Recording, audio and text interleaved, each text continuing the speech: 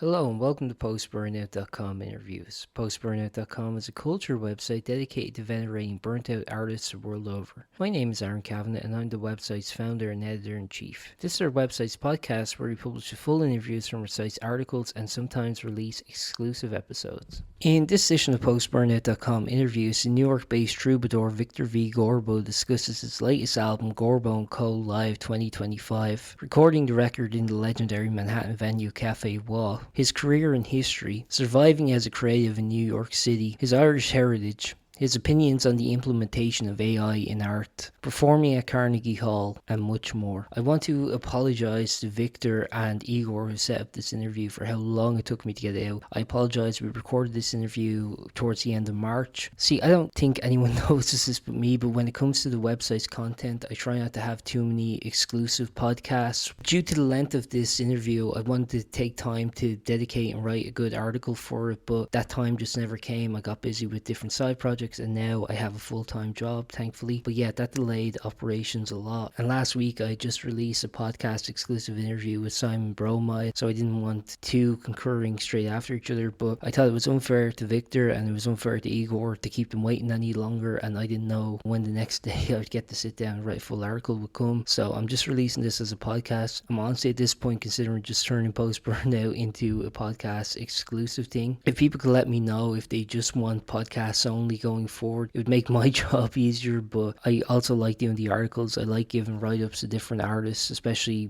people who are getting their first write-up ever, to have something out there. So I don't know, I like having the articles, but I am considering it, so let me know what you think. I also felt terrible when I re-listened to this interview because I realised he plugged the gig that has since passed, but if you're in New York City, there will be a chance to see Victor live. He'll be performing at the Cowgirl Seahorse in New York on May 19th. Tickets for that show are available in the description of this episode. Thank you very much and enjoy.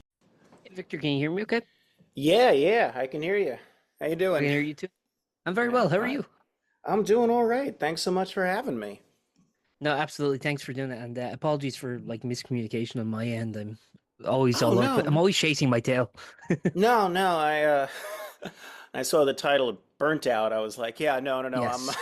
I'm shocked that I the same thing when whenever somebody whenever somebody sends me a message and says like, oh, I'm so sorry I couldn't catch your show, whatever. My 9 times out of 10 my response is, I'm shocked I made it. So no worries at Yeah, all. I think we're a Hmm. generation of freelancers at the moment. We're always Oh, constantly chasing our absolutely. tails. Yeah, no. So, yeah, no, that's very well put. What time is it over by you? Yeah, it's just turned 5 o'clock now. Oh, okay, okay. Where are Yeah. you in Ireland? Dublin. Yeah, I know it's a Oh, okay, boring great. answer because, like, No, when no. you go abroad, no, when you go abroad and you're like, oh, what part of Ireland are you from? You're like, yeah, the one city everyone's heard of. Well, I'm from New York, so um, Yeah. I have I have family that came from Derry, I think Oh, Londonderry. yeah. Hmm. Yeah, I on my mom's side, we were the Catholics on the northern side of Ireland, and I think that's part of the reason why they came over here. But I've always wanted to get back to Ireland. It Okay. sounds beautiful. Yeah, no, Shouldn't, and maybe your project will give you an excuse to yeah, no, someday, I'd love hopefully. to. Yeah, no, absolutely. I mean, I'm sure the grass is always greener no matter where you are, but being here in Yeah. America Well, right that's the now, thing, yeah. yeah, a little funky. Yeah. I think New York alone, not to get into politics too much because No, no. I'm not like educated enough to discuss this, but I think should succeed and be its own nation. Because I would love I to go to New York. I'm not too thrilled to go to the United States at the moment. I don't blame you. I'm also not thrilled to go to many parts of the United States right now.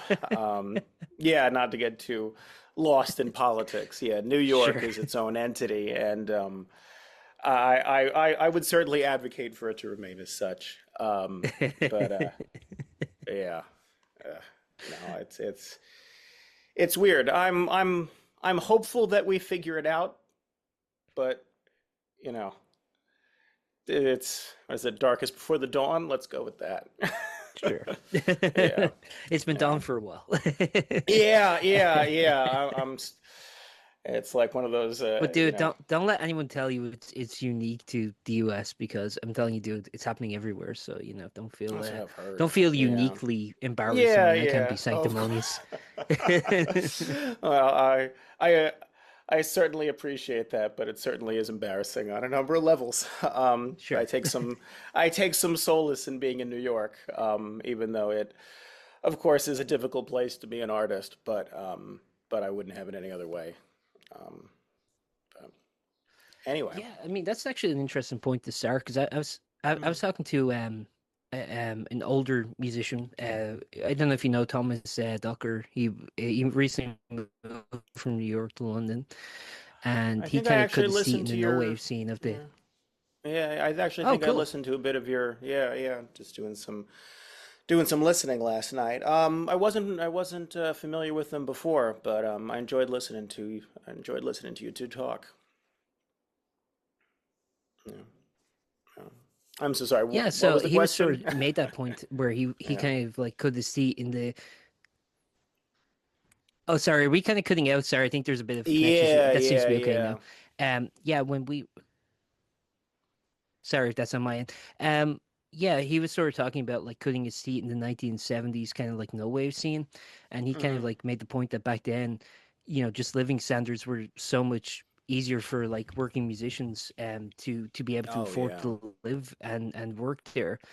Hmm. Um, do you find that something difficult now? I mean, as much as you love New York and as much it is kind of a hub of music, art, and culture, which I understand is very important not only to you but to your lineage as well. I think like Hmm. both sides of your family, if I read this correct, like really were very multidisciplinary in terms of their artistic interests. So, do you find like the pragmatism of actually living in New York is worth it, I guess?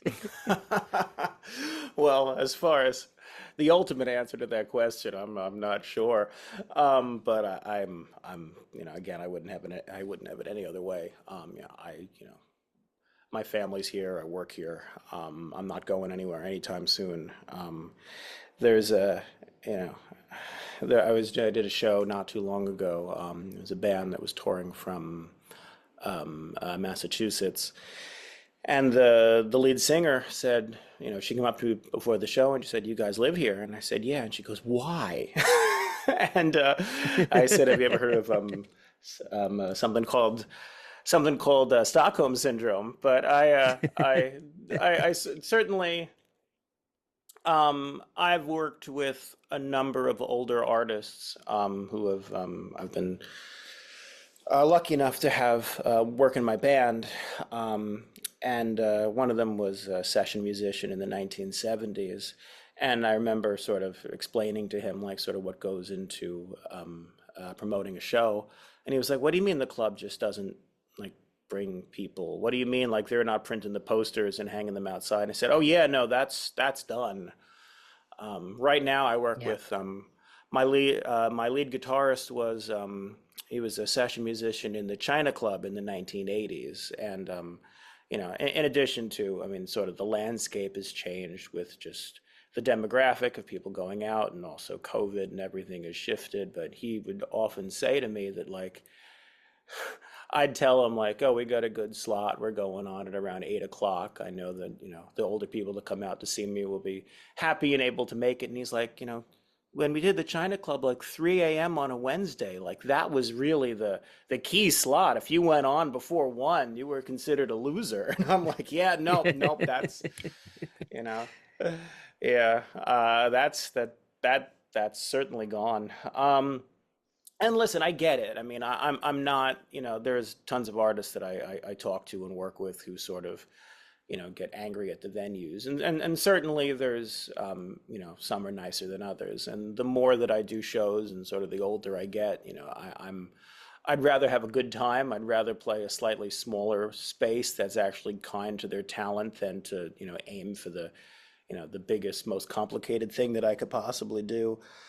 Um, but everybody has overhead. I mean, it's an expensive Yeah. city to live in, and we're all. I think sort of what unites everyone here in the city is that everyone's kind of crazy, and no one quite understands how they make it work. um, but yet somehow we all do, and that's sort of the Yeah. glue that binds us. um, Well, I have to ask, if I just want to mm, make sure I got this correct. You are a Brooklyn native, right? I mean, you didn't move yes, to New York later. Oh, no, no, perfect, yeah.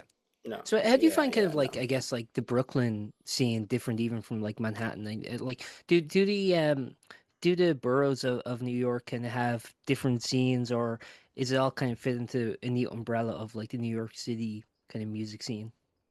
Oh no, there's certainly different pockets. Just like, what's great about the borough is sometimes if I have the time, if I'm, scouting a venue or something, I'll try to do an insane walk. I'll, set 2 hours aside to just go from one point to another. And you can just turn a block and just walk into a completely different community, and it's really amazing. And likewise, the venues and the, sort of the groupings of places you can play are separate. It's Williamsburg and Greenpoint, which is sort of was known as the sort of hipster capital of the world when that Mhm. word was relevant a number of years ago. I don't know what happened to all the hipsters. Everyone was mad about the hipsters, and then all of a sudden one day they just went extinct, and you don't hear about them anymore. Um, but certainly, that just because Yeah. of how the just sort of because of how the public transit's cut, that community is sort of insular in its vibe and the art that it sort of creates. And I'm more from South Brooklyn, so certainly like that's two dividing lines in like you can certainly get different shows over here versus over there, and then Manhattan's its own entity. But but yeah, no, I mean, I certainly think COVID changed the landscape. We lost a lot of venues in that turnover. And I certainly think it's interesting that, there are certain, how do I put this? The venues, many of the venues that were kind and generous to their talent, I saw so many groups of people come together to try to keep those venues alive. And the ones that weren't as kind sort of went the way of the dodo. And I again, Mm. it goes into like we're all in this together, and I certainly think just like with New Yorkers in general, there's a camaraderie between artists in New York City because it's not it has the appearance of being a cold and competitive place, but it's really not. Everybody wants everyone to succeed, and as I always say, whenever I'm chatting with another artist about like the next good spot to play or this person to work with or that, I always say if as soon as I figure out the secret, I'll let you know, and please vice versa. Shoot me a call right away if you figure out the formula to make it all work. Yeah. Yeah. Yeah, I think I can kind of relate to that because like during COVID over here too in Dublin it was Mm, certainly quite brutal. Like a lot of venues kind of like got shut down, not even just like music venues, but just like cultural spaces more broadly, galleries and things like that. And it seemed mm, like it was very much like a culling in a way where a lot of places got overturned into being like hotels or whatever. Or like a lot of venues actually had to start taking like corporate sponsorship to survive and stuff. So it's quite brutal. I mean, like it's weird because like you think of like New York and Dublin and like kind of both have kind of cultural history and like artistic history and when it comes to the live arts, yeah, it seems maybe I don't know if this is if I don't want to impose this on you, but it seems like kind of no. both cities had an issue where maybe our local government or our local councils weren't necessarily given the financial support to people during that time. Oh, absolutely, absolutely. Um, no, and I mean, one example is the Bitter End, which is one of the more famous clubs in New York City. It's been there forever, and it's certainly hosted. I mean, from early early Bob Dylan to early Lady Gaga, early Taylor Swift. I mean, it's had everybody, and the people that were running it were thinking of shutting it down because they didn't have the money to keep it going, and they didn't think there was any interest. And he started a Kickstarter campaign, and it broke an insane amount of money. And in conjunction with that, an artist that I'm friends with, he offered to do a live stream campaign to help share the Kickstarter. And part of what kept the venue going is that, the guy that ran it said that he just wasn't expecting people to care about it, and sort of the overwhelming response to keep that place alive and to keep sort of keep it as a culturally relevant and historical space to keep it going, was sort of like what he needed to keep it online. And I get to say that the last prior to this Save the Bitter End campaign, George Carlin, I think, was the person who opened it up. So I get to say that I Oh, really? in the second run, one of my idols, uh, did their part to keep it going as well. Um, but yeah, no, I mean, Yeah. part of, I was just in Paris for work not too long ago, and I was certainly amazed at sort of how many buildings, and and how much is still there from long Yeah. ago in a New York City. There's certainly it's nothing is usually permanent, and certainly everyone has to sort of work hard to keep the things that they want to keep there going, if that makes any sense. Yeah, no, it's kind of a similar thing here. I think actually, Ireland in some regards is a little more closer culturally to the United States when it comes to, I guess, like the market and what the government should provide and things like that, Hmm. than it is perhaps our European counterparts because, we obviously, and I know this is the case in New York as well, have like our protected buildings and stuff like that. But Hmm. generally speaking, a lot of it is very dog eat dog. It's very like, let the No. market decide what has relevance kind of thing. And just like, I don't know, Hmm. it's kind of depressing. I wish we were more like our Hmm. European counterparts in that sense of like, no, Right, things right, have right. preservation beyond profit. Right, right. Well, yeah. Once that sort of goes into motion, it's very difficult to change. I don't think we're going to see any shift on that in our lifetimes. Um, but Yeah, unfortunately. But there's always hope for our mm. grandchildren. No, of course, of course. um, oh yeah. Well, Um, I mhm. well, I have to ask. I mean, like, we're here to talk about the live album you put out, just at the beginning of this month, um, Gurbo and Co Live, 2025, and it was recorded Mm. at the Wha Cafe, sorry, Cafe Yeah, Wha, sorry, yeah, yeah. yeah, which like kind of like I guess like sort of like the Gaslight Cafe. It's one of these sort of Hmm. iconic like New York music venues, or like even later on places like CB's or Max's Hmm. Kansas City. Just these like places like everyone's heard of. As you were kind of mentioning, like huge lineage, from the decades. Kind of every sort of culturally relevant sort of New York artist played there. I was wondering Hmm. for yourself. I mean, what was it like to get to play there? And was the idea always to record the live album there? Um, yeah, no, it was very much like the bitter end. Cafe Wha has meant a lot to me personally. I think, if I'm not mistaken, when Dylan first came in the early 1960s, it was one of the first places, if not the first place, that he got to play at. And in his Hmm. Chronicles Volume One, he defined it as a subterranean cavern. I'm probably paraphrasing a little bit, and I think it's certainly the same. When I got to go down there for the first time, I was, certainly in my head it was much larger, and it made me realize just sort of how intimate and personal, and how it did really feel like a subterranean cavern. Um, and it's lined, the walls lined with photographs of all the artists that have played there, and very much like it's as we were just saying, there's many places in New York that have not survived. I think the Limelight's now it's a Gap or something like that.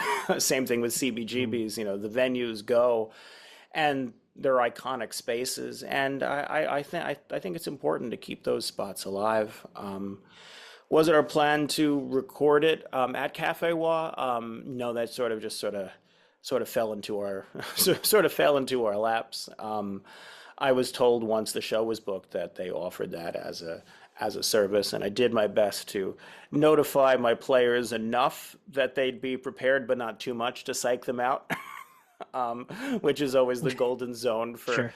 getting a good. Same thing with like taking a picture of somebody, getting your picture taken. There's you know there's only so much you want to be ready. Um, but but I think it's important that it was Cafe Wha, Yeah. especially as someone who um, respects and studies the artists that sort of cut their teeth there. It was nice to sort of grab a snapshot of that show, and I'm also all of my I there's a joke that I have when I play some of my solo sets. We do a cover of a Warren Smith song, "Red Cadillac and a Black Mustache," and I started playing that because my keyboard player kept saying like, "Oh, we got to learn some contemporary stuff." So I'm like, "Oh, hey, 1950s, we're moving out of the 20s," because most of the music that I listen to and study is older stuff, and Sure. all of that stuff is for the most part recorded live. I mean, I know there's overdubs and stuff like that, but all of my favorite albums are, live studio takes. And as I'm sure as a player and as an active band, it's pricey and time consuming to get in to record a studio album, and especially with the way that Spotify and the landscape is changing.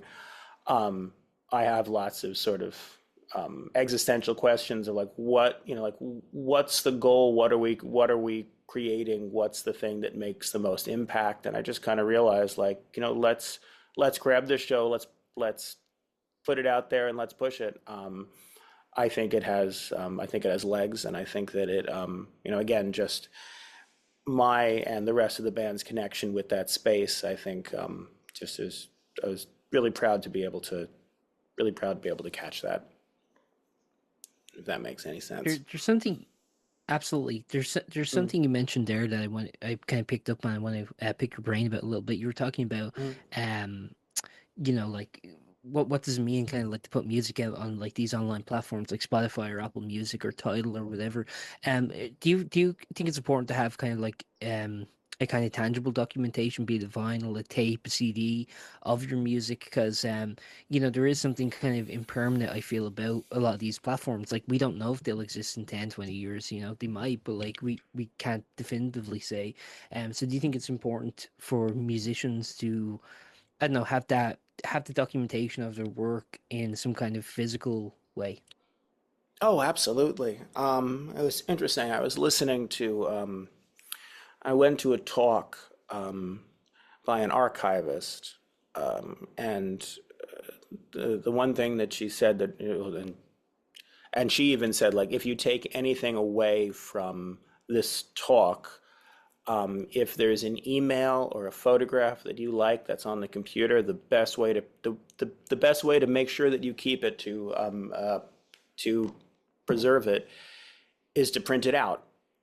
So Hmm. like that is the best way, because I said like she said there is this fallacy that if it's on the computer that it's going to last forever. And I mean, between that and bit rot, I mean, there's tons of stuff that I think are really going to fade, um, in part because the technology changes so quickly that it's so easy for stuff to get lost. The internet is so oversaturated with everything. I think I read the other day that the amount of music that was released in, I think it was like 1983, comes out daily here now, Oh, really? on Spotify. Yeah, so it's just the market is so oversaturated. There's so many, and again, yeah, I mean, I was talking to a friend of mine, and I was saying, oh, I'm going to get a Kindle or something. And he said, like, oh, you should always still buy the book. And I said, oh, well, why? It takes up so much space. And he mentioned there was some company, I think it was in England, I'm not sure, that was sort of a Kindle alternative, and they went bankrupt. And as soon as they did, everyone's libraries just went away. um, and again, it's that sort of fake notion that like, oh, I have this as a saved copy on the computer. I have it saved as a digital file. It's going to last forever. It really, it won't. You've frozen. Am I still here? Uh-oh. Hey, sorry about that. I think my internet cut out there. It should be better here. Oh, And okay, okay. Did I sorry, the did last I thing I cut out? mentioned was Yeah. no, I think it was me. I think the last thing you mentioned was Mm. we're so oversaturated now that you're talking Oh compared yeah. to 19. Yeah, So and on top of that, I mean, when I first started, I started printing stuff on CDs, and just because that was the glut media of the time, a lot of people were just like, I don't even have a CD player anymore, like, yeah, or there's just too much. And now all of a sudden, I've been shocked at the turnaround and response to the access to physical media. Um, I think in large part because everything's being pushed online, and because between that and AI, nothing feels real anymore. And it is so nice to have the thing, to have yeah, access to the thing. And that at the end of the day, like, as artists, we are making things. I mean, I know that's a gross oversimplification of what it is that we do, but if it's a performance for consumption, or if you're an artist, you're making a painting, photographer taking a photograph, we're making things, and I feel like we're sort of technology and the culture is pushing us away from that, and I really do think we're starting to see a huge swing back in response to nothing being real anymore. yeah. No, it's interesting you mentioned the AI thing there because that seems to be like a really big thing. Where do you find that people are going to be able to discern between AI and legitimate like human human crafted It's it's getting scary. It really is. I mean, yeah, 9 times out of 10, I can spot it. On occasion, I'll be scrolling through the internet and I'll see something, and then like 10 videos later, I'll be like, hold on a second, and I'll go back yeah. up. I'll be like, oh wow, they got me. All right, finally. um, but AI is creating solutions to problems that we don't have most of the time. I mean, no one, no one wants computers making art. Art is the one thing that like really is the one thing that we have. um, Yeah. and I would argue is really the one thing that like the one thing that humans really have down, that we do really good. Um, and I've certainly seen a sort of a there is I do hope that there's a reckoning coming. I do think that it will happen. But I've certainly seen the sort of beginning of it, that a consumer push away from using AI instead of artists. From larger companies to even I was chatting with somebody, and they were trying to make a poster for a show, and they generated it using AI, and I said, oh no, no, no, no, no, like Yeah. that is a guaranteed way to get people not to come to your show. Like Yeah. it's because my response is like, ooh, I don't want to touch that. Yeah. And what I work with. It's an artist by the name of Mark Caserta. Is another Bay Ridge local in Brooklyn, where I am. We connected during the pandemic, when 2020 hit and the lockdown happened. My band sort of went on pause, as all projects did. And he sent me a text out of the blue. I had met him through Craigslist. I build solid body electric guitars, and I had swapped.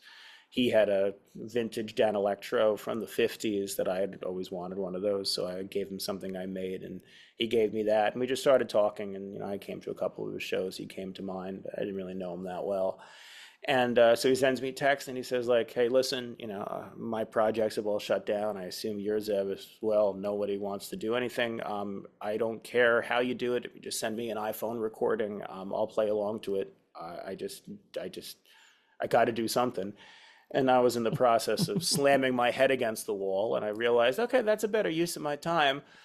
So I recorded something on my iPhone. I sent it to him. He sent it back. And by the end of the lockdown, after doing that over and over again, we had over 100 recordings that we were sitting on.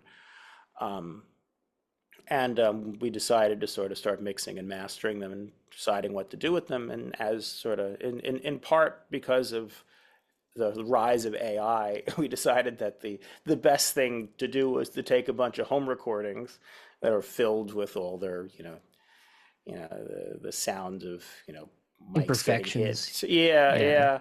And I think that's sorry, just not to cut you off, but I yeah. think like those kind of like little imperfections are, I don't know, like they're not necessarily new due to the rise of AI. I think that was something that was always a production, there was always a decision in the production process whether to Oh, yeah. maintain them or not. And I always liked them too. It's kind of like the kindling of like a vinyl or something like that. It's just like an imperfection that Exactly. seems very genuine. Yeah, Yeah, yeah. And we cut it on vinyl. So yeah. that's what yeah, so we made a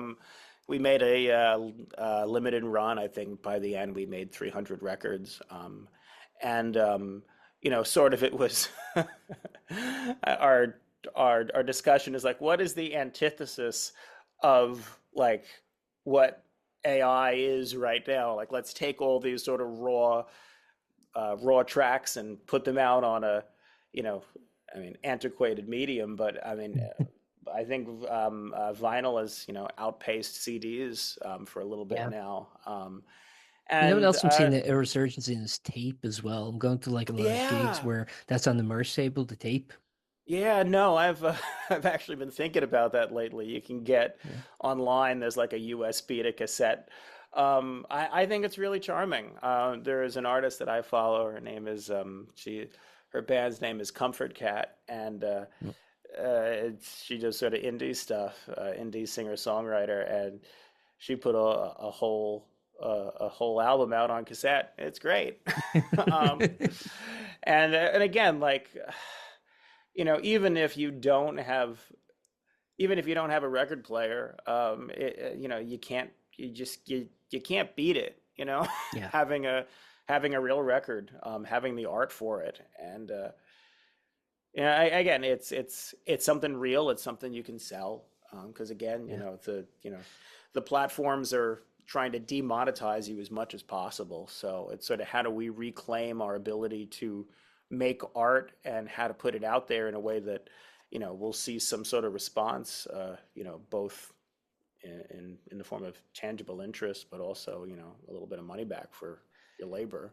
Um, Well, it's a difficult thing in terms of the economics of the whole thing because it's actually similar to, as you mentioned, like when it comes to the economics of doing what you're doing live, where it's like you have to pay the band, you have to pay the venue, you have to mhm, pay the sound engineer, mhm. but you also have to kind of keep tickets low enough that people kind of come in and check you out. Because if you go too expensive, like people aren't. And it's a similar thing, I think, with putting stuff out in physical. Like tape is actually kind of an interesting one because it seems affordable enough that like most people can. But if you're talking Mhm. like vinyl, I'm actually not sure what the economics of a CD is, but if you're talking about vinyl, like the pressing plant, like it's very expensive in terms of the artwork, getting like a Oh complete yeah, vinyl, yeah, yeah. so does as nice as it would be to have kind of like tangible recordings, is it feasible for most artists, I wonder?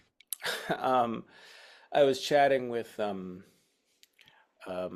do you know Mad Meg? You've met Yes, I've Igor, I interviewed them think. a couple of Yes, years ago. Yeah, yes, yes. They're fantastic. They're one of my favorite bands. I was talking to Ilya, and we were just talking about some project and just sort of what was going to go into it and how much you're going to spend, what you're going to do, the labor and the time. And he just kind of paused and he said, "It's all for the legacy." And yeah, I think there really is. I mean, you don't see you're not making the kind of money back until you really hit a certain threshold that may or may not exist anymore for yeah, you know minus a select handful of people that sort of break into the Taylor Swift universe, sure. that but that at the end of the day,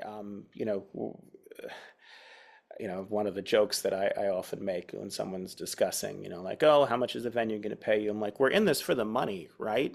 Like, that's why we made this call. It was this or be like, an investment banker. I was Yeah, told that this was going to be the thing. Um, that, and I think part of the reason why there's so many predators in this universe, like, scammers and people pretending that they have connections and contacts, um, that because they know artists can't, like it, we're not doing it because we want to, we're doing it because we have to for whatever Mhm. reason. And that's why we're here, and that's why we are going to take losses and to take risks, and to because it's just for whatever reason, it's just the thing that we have to do. Yeah.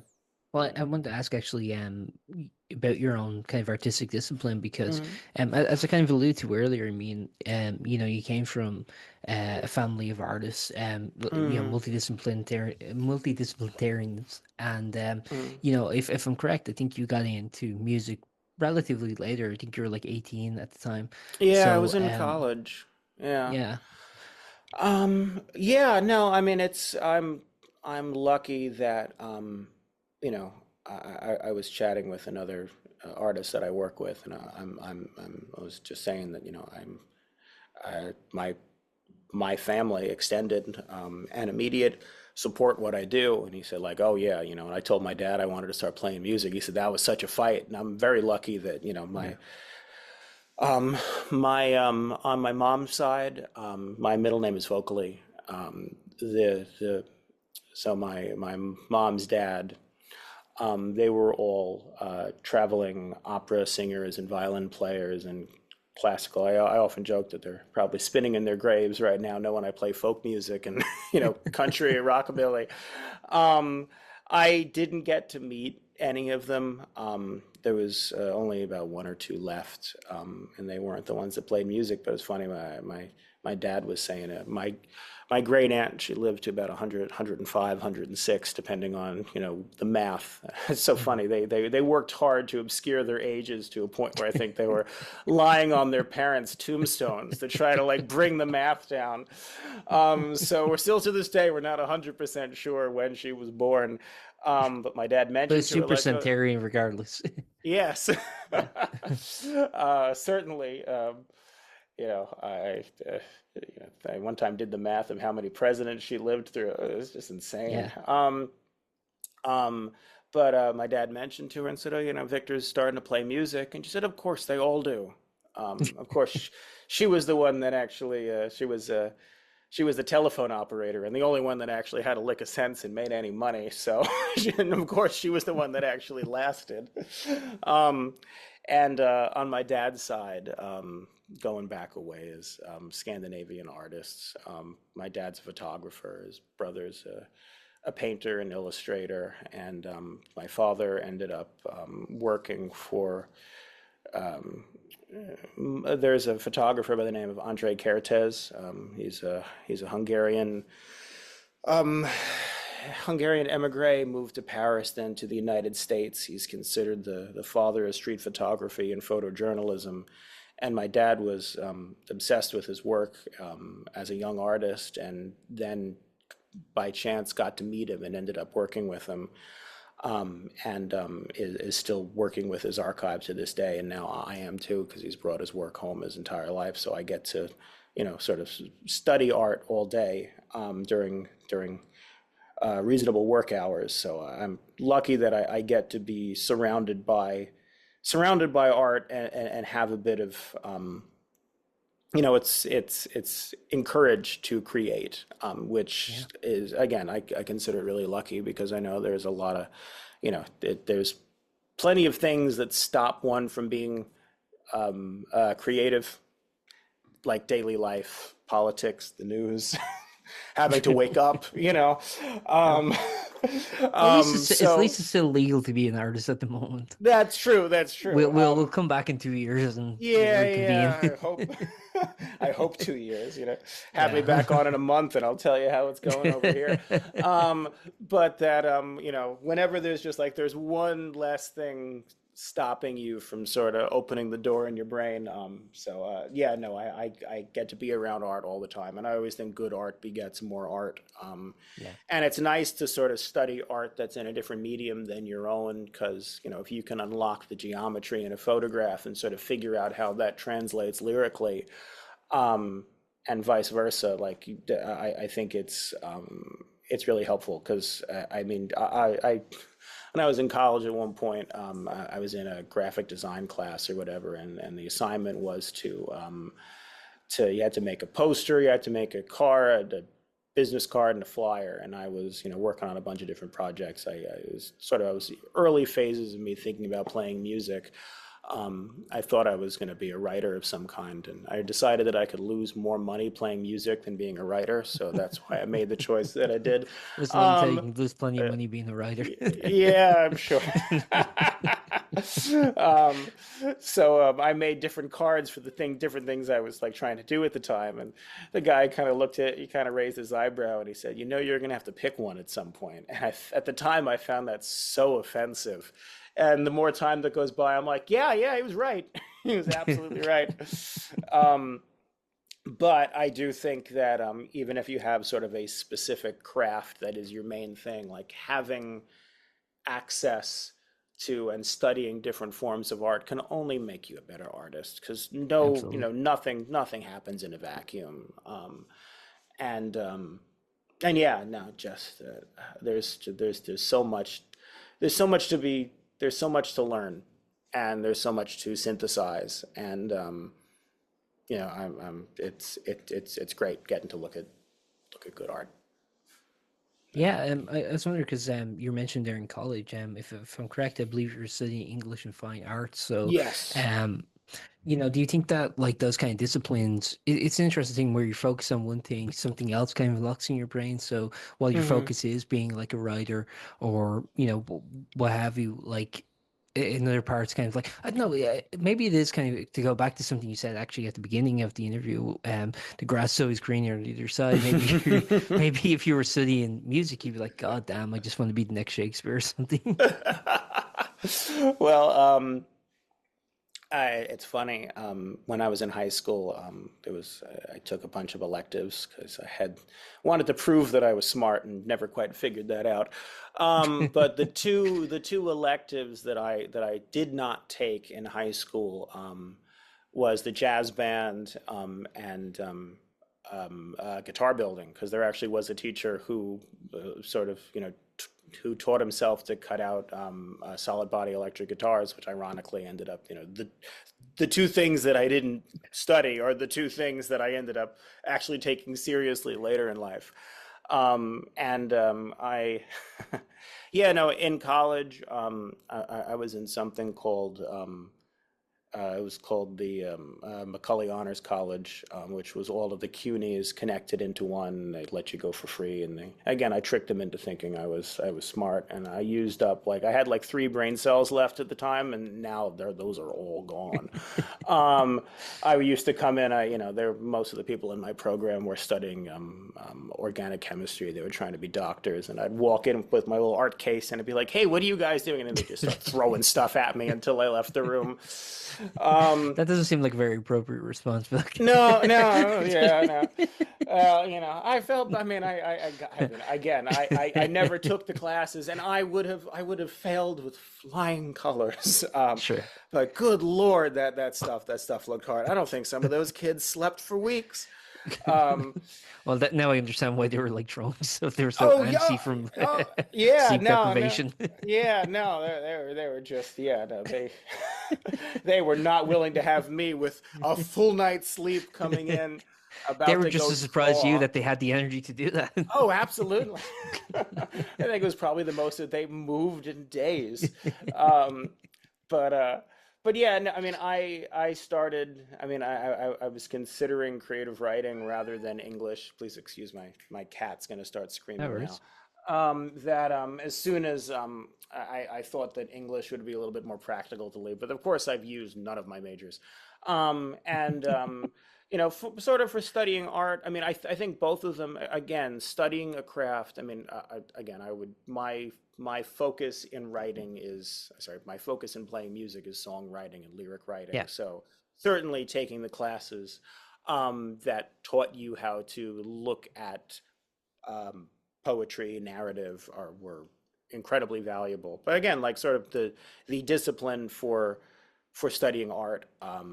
I think also translates. And two of the most valuable classes that I took, which certainly have translated into being an active artist in New York City, were there were, I forget the exact title of them, but it was like being a artist in the real world and being a writer in the real world, and it was sort of like a real a realistic expectation of like how it's going to go. And both of those, ironically, the two professors that I had were married. um, Okay. so and one of them was pregnant at the time, and it was a night class, and they would give notes to each other, and I go back and forth. I still keep in touch with them. They're great. But like two things. One, the creative writing professor said like she just pasted the wall behind her desk with every rejection that she ever got, and she said it's just helpful because like Mm. it is going to happen, and you are going to have to go through a million until you get until they finally take your book. And now she's had some And I success with tested it. that, by the So way. yeah, yeah, yeah. And I remember talking to my painting instructor, and someone asked the question of like, what do you do if someone steals your work? And his response was, "Ooh, I would love someone to steal my work." That's and that was really like, "Oh, okay, this isn't going to be fun." Um, Plagiarism is, highest form yeah. of flattery. Oh, absolutely. But yeah, and it's like, yeah, it means that if someone's trying to steal your work, that means that it's worth stealing. That's a better problem to have than no one knowing what you're doing.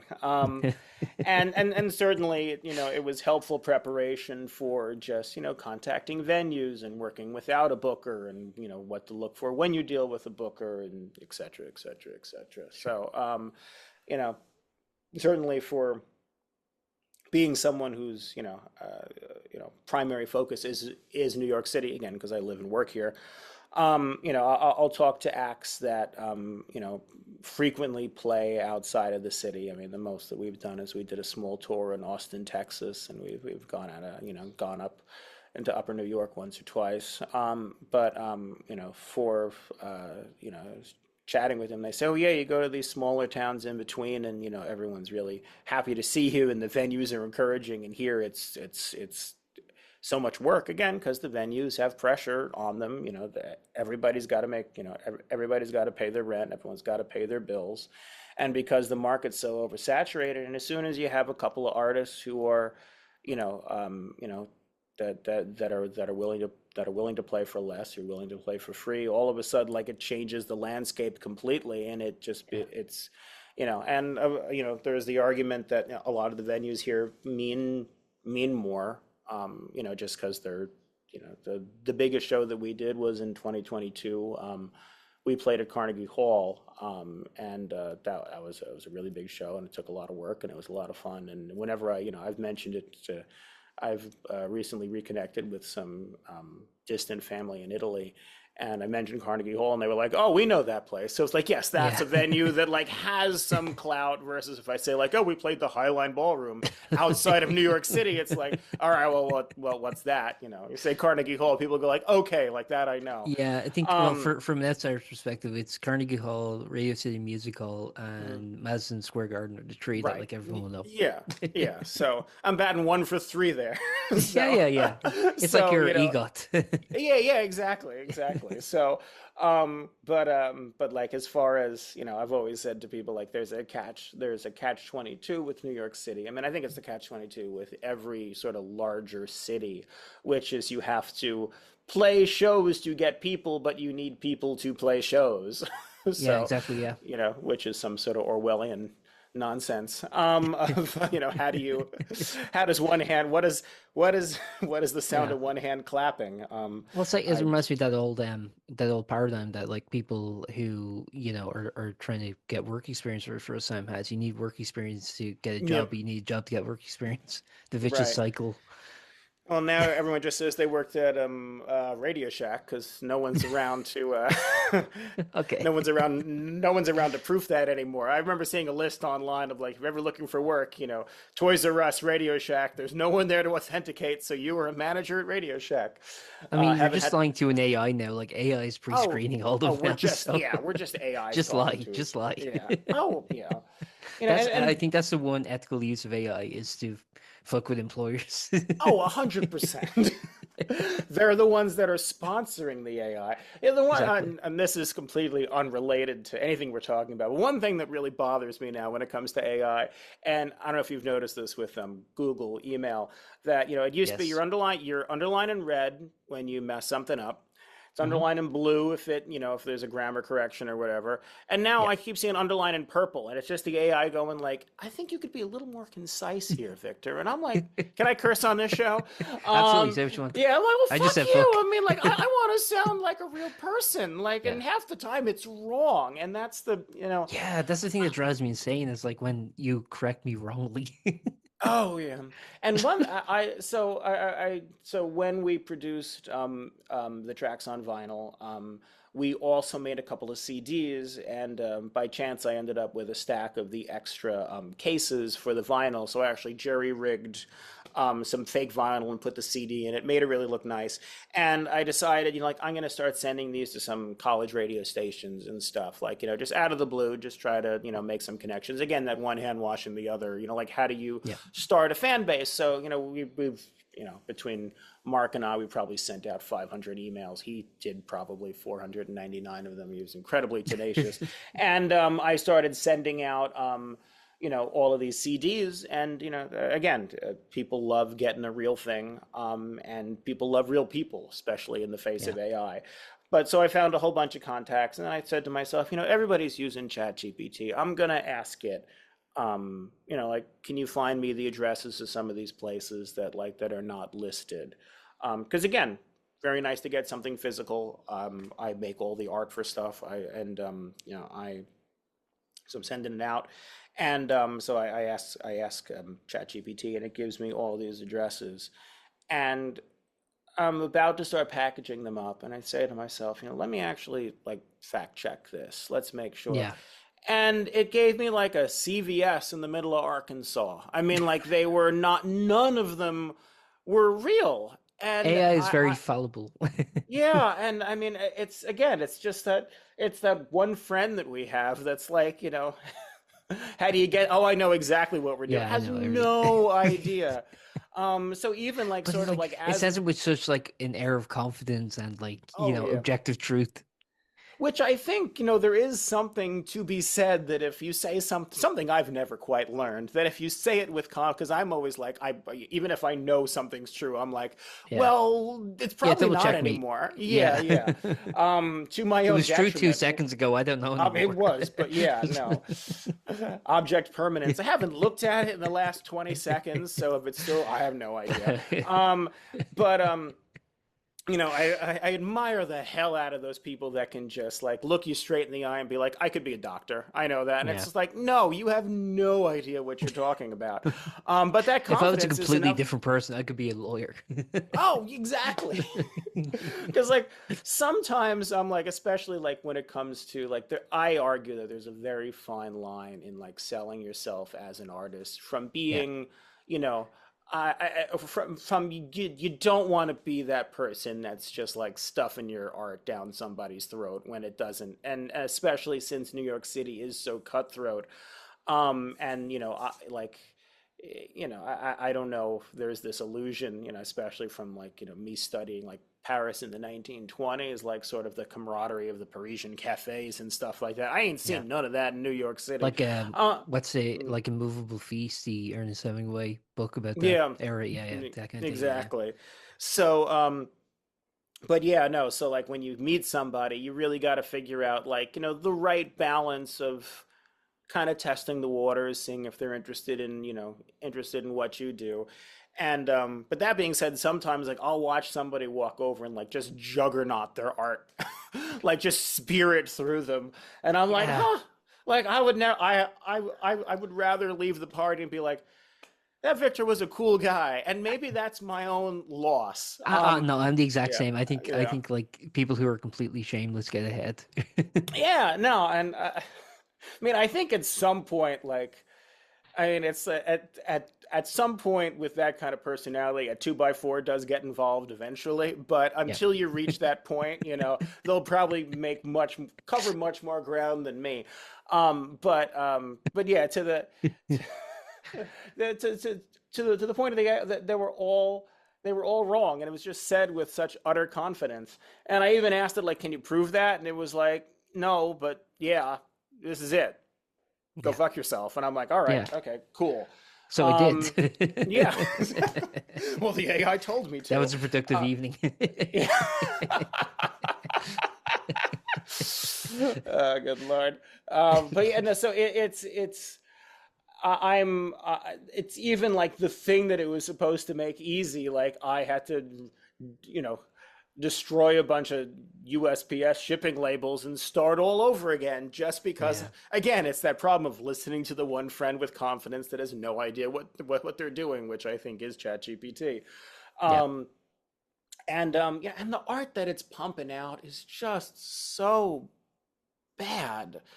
It's god Yeah. awful. Yeah, And this is the thing I think about actually as even like releasing podcasts like this, that every time you put out art now or anything like content for a broader definition as that is, it's all training AI. Like everything that's oh out on yeah. the internet is training AI. So I even feel a little reserved about that. I'm like, do I feel comfortable doing that? Like it's not really a voluntary option. You can't like really check out of it. It's gonna do it anyway, Yeah. you know? No, no, every question you ask, every little bit you feed into it, it's getting stronger. I mean, just like I read not too long ago, which apparently was in the terms and conditions, but when Pokemon Go was like the big thing that, kept Yeah. us, alive during the pandemic for a couple of minutes. And it gave us that Um, brilliant Pokemon Go to the polls. That's what yes, I remember from exactly. Pokemon. But apparently we were mapping like Yeah. with the with all the cameras and stuff that like we were basically the like however Google Map does its geolocation or whatever, like we were the product, we were the thing Yeah. going out and doing that. And that's the same as the case with AI. But I do feel a little relieved. I mean, I'm sure it could change at any moment, but I still think that we're better at art than it is. I mean, I think we're better at a lot of things than it is, Yeah. considering it was trying to have me, send my send my record to, you know, just. I think one was just like a field in the middle of nowhere. Because I went and I looked at every single one on Google Map because I was like, Yeah. maybe I'm missing something, and I'm like, there's no radio station here. There's absolutely no. There's not even a house. Well, that's Um, like a subterranean kind of government secret thing or something. yeah. Just, They're testing just like atom yeah, bombs and they're there and then it's like, it's oh, here's a record. yeah, it's the start of a movie. I send it and I Yeah. uncover some sort of government conspiracy, and they're trying to kill me. There you go. Yeah, yeah, that's it. Let's write that. That'll be the thing that puts us on the map. Your Um, creative writing skills are coming out once yeah, again. yes, exactly. There's a concept album for you. There you go. It's the newest folk rock opera. That's a series of words I don't think The I've ever heard troubadour together. and the government agent. Yes. He sent his record to the wrong location. Look what's happened now. Sorry, Rob Um, Schneider. yes, exactly. The one AI art content that I do like is there's someone online who's like feeding absurd prompts into like a vintage music generator, and the songs are hilarious. But like Yeah. there's so obviously AI, and I feel like there's some, I Feels like you could hire a guy to do that. There would just yeah, be yeah, some well, guy on like yes. Fiverr who would do Oh that. yeah, no, and I'm sure that there's someone who's going to listen to this at some point and be like, "That fucking Victor," like I've been doing this for years. Um, and he's pointing people in the wrong direction. Yeah, Yeah. I think there's gonna have to be a bit like it's obviously here to stay because there was like a brief window when we could have put some guardrails on, and we were like, commerce, nah, we're just gonna let this rip and hope that Yeah, of course. we all don't die. Um, and I certainly think, that I was chatting with somebody and he said the dangers of AI aren't really what people think it is. Robots aren't going to rule the world. It's the fact that an AI can look through like 500 security cameras at once. Like that's really the thing where like it's scary.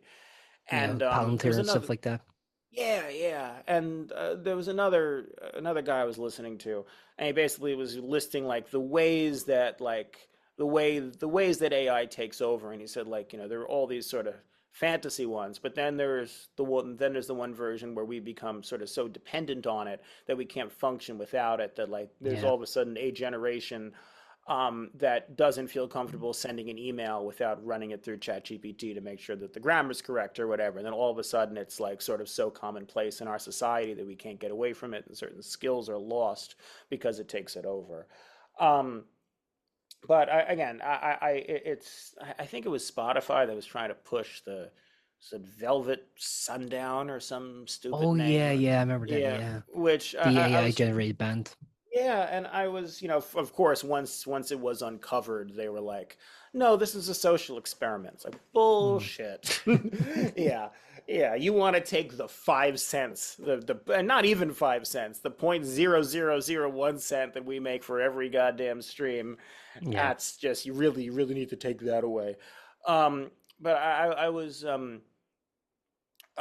listening to another lecture on AI in sort of the world of photography, and I do agree with the guy's statement where he said like we need to. There are people that sort of think that AI is photography and think AI is art or whatever, and that like the it needs to have a new name because like some people will define something like this is an AI photograph.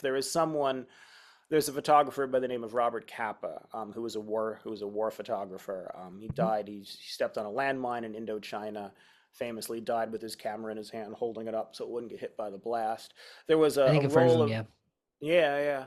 There was a roll of film that apparently I think it was the D-Day photographs. He has a couple really famous shots from D-Day, and when he sent the roll of film to be developed, someone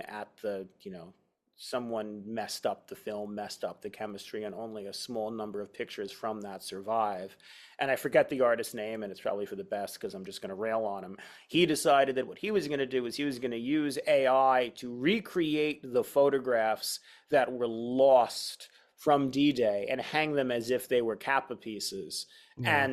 And it's just like they're no like I mean, I think like there's one thing where if you're like being deceptive like that, you're like, oh, hey, I'm not gonna like tell anyone. Let's see if they notice. yeah That's like one thing. I think yeah I'm still against it, but I do think there is a difference between that and saying I'm purposely using AI to try and replicate this. It's still a yeah shit thing to do. I'm still against oh it, but yeah it's like yeah I do think there is a difference in intent at least. oh 100%. And and again, clearly it's here to stay. And just like when um when photography was invented, the response kind of was like, well, what the fuck is this? Like, you Hmm. think you're like, what is it? And I think that, it needs AI.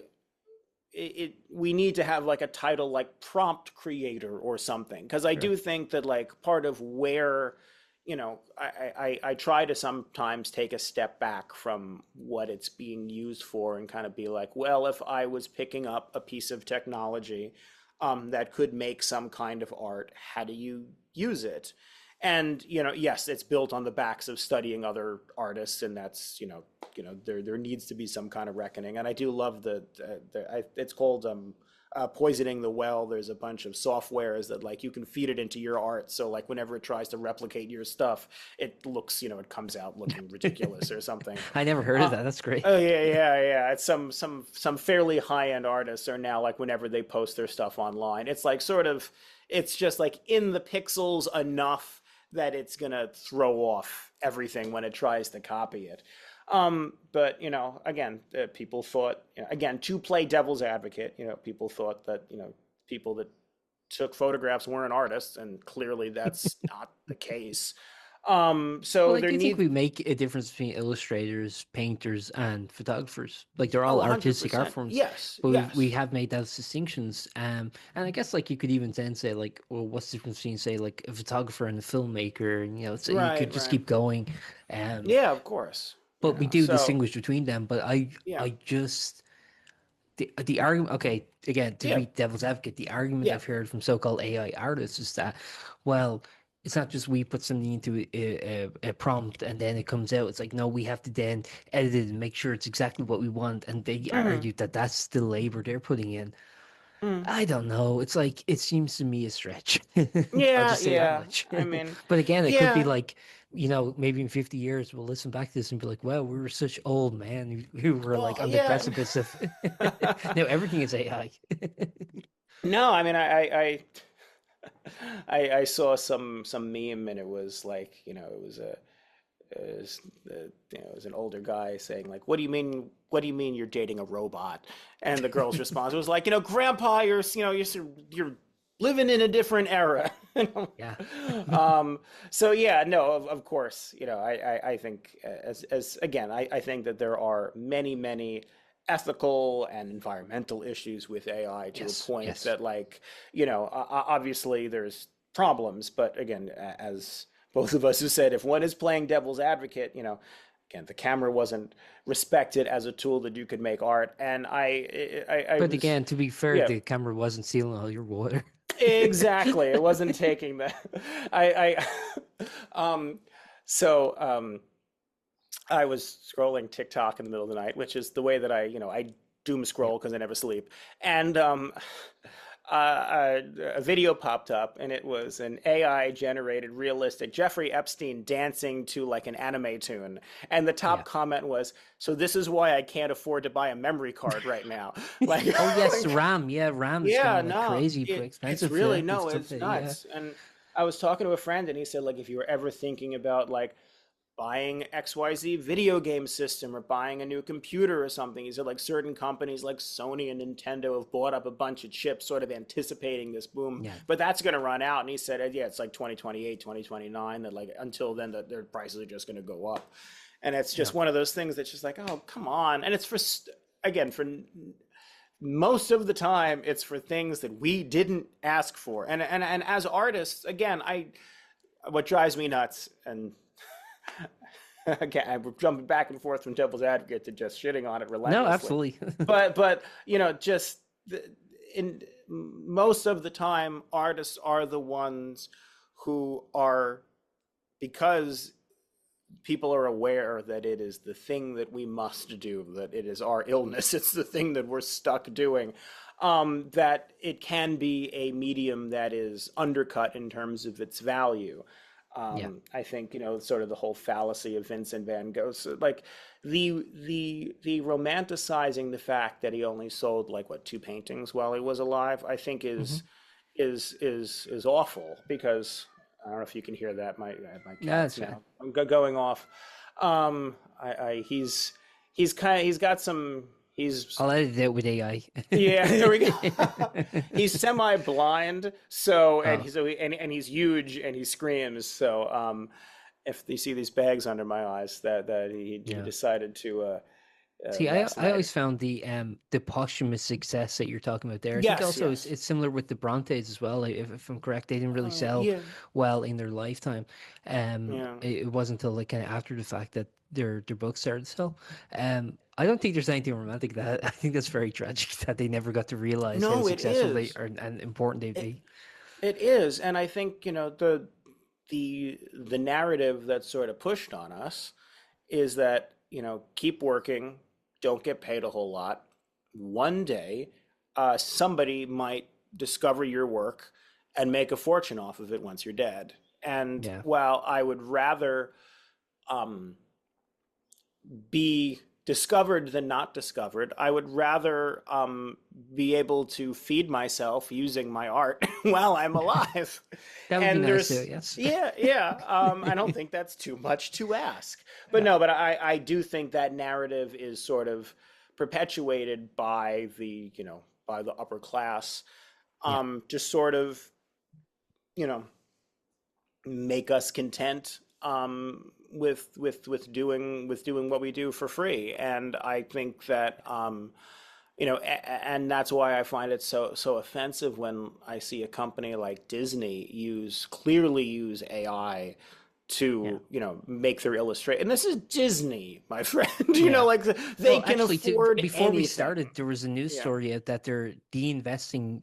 Had $1 billion in some AI company. They're Mm. de-investing. People are saying the Oh, wow. bubble's going to burst soon. I hope so. Well, I hope again, so. going back to that video of Jeffrey Epstein dancing, Yeah. who wants to pay for that? I mean, I Yeah. would. It was hilarious, but but no, like it's just there's tons of like that was the first. Like I was having a long conversation with a friend of mine who's very computer savvy, just sort of like the purpose of AI and the use. And like, of course, there are many things that as much as AI is awful, especially for artists. Like, I think recently, like they decoded one of the Dead Sea Scrolls that they couldn't unravel because the rubber band was tied up too tight, and they just couldn't get Mm. it open. Um, and they were able to actually like use AI to read it. And there's certainly things that are really that we are going to see amazing things because of. Yeah. But Yeah, the best most example I've seen is apparently they're using AI in medical technology, and they can detect cancer in breast cells like That's pretty amazing. quickly, That's which is good. Yeah, that's good. Yeah, no. So there's tons of. Although But I again, heard I think this like with something like that, it's like hyper focus on a specific task. exactly. Like if Yeah, if there is, yeah, and again, as soon as was it Sora 2 or whatever came out, and the first video that I saw was a very realistic Michael Jackson walking through a Burger King, stealing a burger out of somebody's hand, and then moonwalking out. And I'm like, well, this made me laugh. I'm now yeah, horrified because I mean, that it looked very real. I mean, I knew that it was AI, but I'm there's it's very smart in picking up and sort of making something look degraded enough that it could have been shot on an old phone or shot on an yeah, old video, old film camera or whatever. But that I have a question, and I'm obviously again I'm not smart with money. I made the choices that I made. I would make them all over again. yeah, But I'm like, who's gonna pay for this? Like, how is this something that you're really gonna see the billions of dollars that have been invested into this, like that we're actually going to see the response when it's again most of the time taking money away from us when speaking for myself personally, they're not paying you very high. So yeah, like it's again creating a solution for a problem that I don't most of the time it's creating a solution for a problem that does not exist. But yeah. I don't really have an answer to that. All I can say is that if I were a Jeffrey Epstein impersonator, I'd be pissed right now. there you go. I shake my job. Yeah, that's yeah. Impersonator only and appearance only, of course. Yeah. That's the Yeah. There's a uh, game online called it's instead of Five Nights at Freddy's, it's Five Nights at Jeffrey Epstein's or something, oh. and they've just replaced it. We really can't take anything seriously anymore, can No, we? no, we can't. I mean, I think that's. I mean, the George Carlin, he had a series Oh, of jokes that I'm sure were all too vulgar to repeat here, but then he said, of course you can laugh at anything and everything, and I yeah, think that's the one thing that's going to keep, especially considering just sort of how. I mean, I know every generation, it's always scary. Every generation, there's always the thing. Every generation, it's hard to be an artist, it's hard to be a person, but this one feels a little bit worse. yeah, And I think that there are new things that certainly I could certainly back up that statement. with evidence. I think the only way that our generation and the subsequent generations have been able to stay sane is by being able to just to sort of laugh at it, and sort of see the absurdity in it. You know, I think it was a line from Always Sunny in Philadelphia about about, I think it was Gen Z, and he said, like, they've lived their entire lives being one tweet away from being completely obliterated. Like, of course everyone's on edge. That is that's a very succinct prose in Yeah, oh terms of yeah, describing the yeah, entire yeah, generation. yeah, yeah. um, but yeah, no, I have yet to really see it create. I mean, there's a certain sanitized, very clean kind of pop music that it can make, and pop country that it can make, but it's soulless, and I think Yeah. that the thing that people, what was it, Brian Eno's theory of ugliness,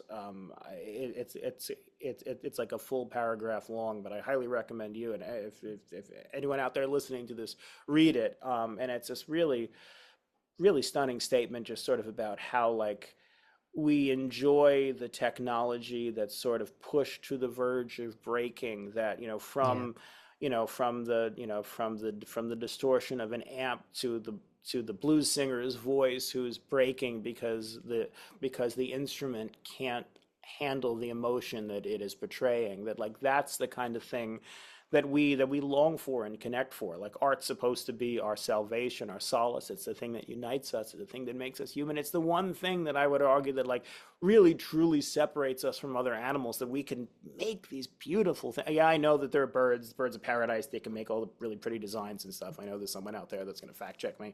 But I would argue that, like, that we have the ability to make such beautiful things, and the computer doesn't have a soul, doesn't have intent like that. It can only do sort of the shadows of what we can make, as artists, and I don't think that will change, because I do think that at the end of the day, art is spiritual.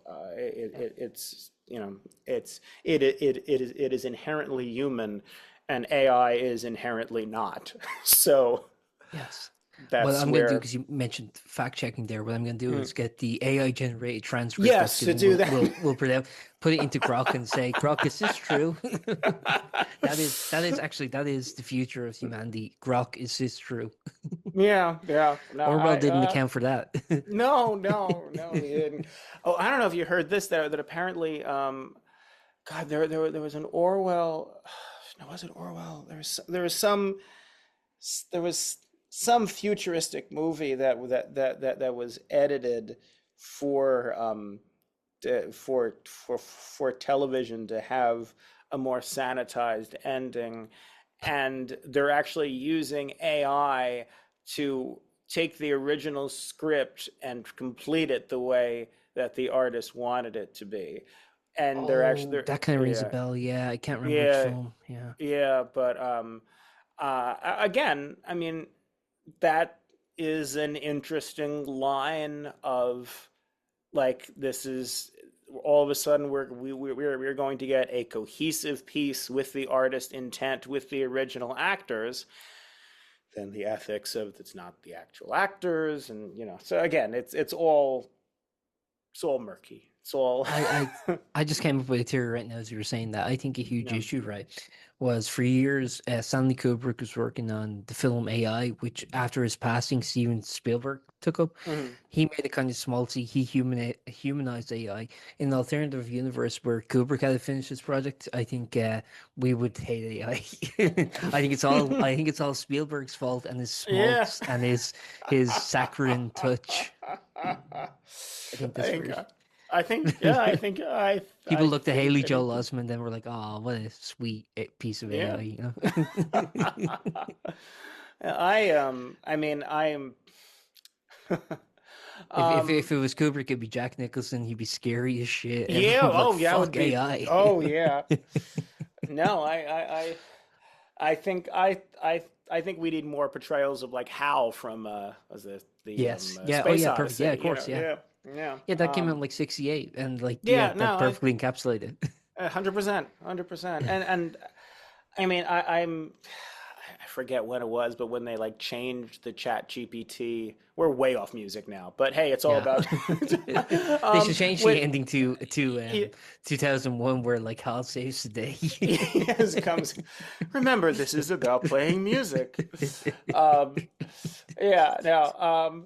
There was something about when ChatGPT, when they like changed it from being really friendly, that like a lot of people kind of crashed out, for a lack of better words, Yes, I because heard all about of a that. sudden, Yeah. that yeah, because and I'm, I again, I think part of it's the the fallout from COVID. I mean, that really, I'm glad that we all Yeah. made it out, but that that it certainly messed us up quite a bit. Even AI can just generate anything, even psychosis. yeah, that's very well put. Yeah. Um, Even just the act of during the lockdown, I participated in something called Live Music Mondays. It was hosted by a country artist here in New York City, and every Monday she used to do a show. Her name is Catherine Lewis, and she did a show in the Village, and it was just rotating artists. And I was supposed to do the show the day of the lockdown, so the show got knocked off. And Mhm. I just got an email saying, like, we're actually going to try this on Zoom. Do you want to come on? And I had only met her a couple times. I did maybe one or two shows where we were in the same lineup. Didn't know the rest of the community or anything. All of them were really tight. And we were set up right here. And I had an orange cat that I no longer have anymore. She passed. She was 17, but she was slapping my head the entire time that I was playing. And they found it so funny that I got another email saying like, you're coming back and we're billing you as the cat's name featuring Victor V. Gurbo. I said sure, and I didn't realize that I was going to be doing that every Monday for God, it was like 2 years. Because with Omicron, it was a brief window when we came back, and then all of a sudden Yeah. people started getting sick again. So I actually forgot about the Omicron variant. Yeah. yeah, yeah. Like that time is such a blur to me. Like Oh sometimes people yeah. say stuff. It's like, oh well, yeah, Yeah, yeah. It's amazing how it feels so close and yet so far at the same yeah. time, that they're, but I guess that's, time is weird. I think we also want to kind of Oh, decompartmentalize that from our oh brain. yeah. Well, also like we all of us collectively lost a chunk of our Yeah. lives to it. I mean, I think also people's perception of time just been screwed up since. It seems oh, collectively, like I've noticed some oh people being yeah. like, shit, that was a decade ago, really? Yeah. Yeah, yeah. No, I mean, I think as you get older, that happens, but Yeah. also at the same time, like we had this sort of weird upset that I think sort of sped the process Yeah. along. But yeah, no, even just the act of like setting this up, I was like, ooh, like this is, I remember this. This is, and it's funny is that like back then, like I looked forward to it so much because I actually could see people. Like I remember I have this one very visceral, and it's so small. And I remember it was probably, maybe 5 or 6 months into the lockdown, and the post the postal worker came and dropped off a package because everybody, that was the only thing that you could do. And I remember as she was handing me the package, our hands touched. And I remember thinking for the first time, this is the first time that I've actually touched another human being other than the people within my bubble. Like, and it really, like, I remember going like, whoa, like that's really like that's something that's means something. But no, I mean, like this setup was speaking for myself, like Mhm. a brief window of salvation in an otherwise very very dark time. um, Yeah. because New York City was hit really. I remember because I built and sell guitars. It was sort of slowed down on doing it, but I was chatting with an artist out in California who lived in some sort of rural part of California, and he wanted to buy something, and it was right as it was starting to get real bad. I think like John Prine had best like 2 or 3 days before I had this phone call with him, and he's saying like, "Ah, man, it doesn't really seem that bad. I think it's all a hype." And I'm like, "I live in New York City, my friend." Like, I remember like sitting by the window and just hearing coughing outside the Yeah. window. I mean, like it was being in I such a remember seeing on the news here like the images from like Central Park and stuff like that at the time. It was like it yeah, was crazy. yeah, Yeah, it was pretty yeah. intense. No, and it was certain, and I experienced it all from the inside of my home. Like I was Yeah. all over there. Um, yeah, no, like, and I remember like trying to explain like as politely as I could, like, yes, like you are away from people. This is, You're far this from the is madding what, crowd. yes, exactly. Like, um, but yeah, no, playing music during COVID, part of the all art is about presenting it to someone. I mean, like Yeah. even if, I mean, it's I think with playing music, it's much more direct. You get the immediate response from the audience. But obviously, if you make art, you hang it in a gallery. If you write something, you have a book, it goes out. So there is a, no matter what craft that you participate in, there is, part of the discipline is an interaction with the audience. And as people that play music, we're very used to that, and it was really strange going from like sort of having that connection when you do those shows to the camera. Like Yeah. this was it. Seeing everybody kind of like quietly clapping with their cameras muted. Um, And some people don't even have their cameras on, I imagine, oh yeah, oh which yeah, is soul destroying. I can imagine as an oh artist who yeah. wants interaction. Oh, yep, yep, yep. There's Yeah. always the and there's always the one person that doesn't know how to turn their mic off, and Oh you hear yeah. them. Yeah. Oh, there was always Insert the just TV in the background. yeah, yeah, yeah. Just like, could you please, just I'm trying to get through this. And the one person that doesn't know how to turn on their like live sound or whatever it was. I'm sure the term has changed on. Actually, Yeah. it's still right there right up in the corner. Original sound for Yeah. musicians. And of course, on off it was always confusing to everybody, so it was Yeah. always a whole thing. You know, it reminds me of, Um, do you ever hear like a radio station where someone calls in, but they have the radio playing, so you just hear echoing, and the guy's like, back "Can you please turn it down, please?" And they just never do. It's like of some course like not. 80-year-old geezer. It's just Exactly. Well, like, yep. And similarly, there was always someone that never knew how to figure out how to, just yeah, put the headphones in. yeah. Otherwise, it's going to create a loop, and we're all going to get stuck forever, and then we're going to die. Um, and but yeah, the project. I mean, Igor connected me with you in part to talk about the live album, but the project that I did during COVID, which I still have a couple of copies of the record left, and I'm still doing shows with Mark, the artist that I did all the songs with, which is easier to Was that take the around. Outrun the Invisible Man Invisible album? Man, Yep, yeah, yep, yeah. yeah, Which came out a- last year. yeah, But this yeah. time last year actually, wasn't it? Yeah, it was yeah. I think it's almost been a year now. I think it was around Uh March, yeah, if I yeah. remember You correctly. probably know better than I do because COVID scooped out the part of It's my always awkward brain. when they ask people Yeah, like, yes, that came out around March, and they're just like, I have no idea, yeah, because people yeah. just do shit. Because people Yep, put stuff yeah, out and then they do shit, and you're like, oh yeah, sorry, yeah, yeah. you don't No, look it no, no. up. And It's of course, like all. actually, like you could see because you put out a self-titled record like Mhm. 2017, I think. Yeah, yeah. So, almost a decade wait, and obviously, Hmm. COVID and things you've already kind Yeah, of yeah, explained yeah, the reason for that. But I mean, does yeah. it feel like it's been that long between the two albums? No, no. No, no. It really doesn't. um, Yeah.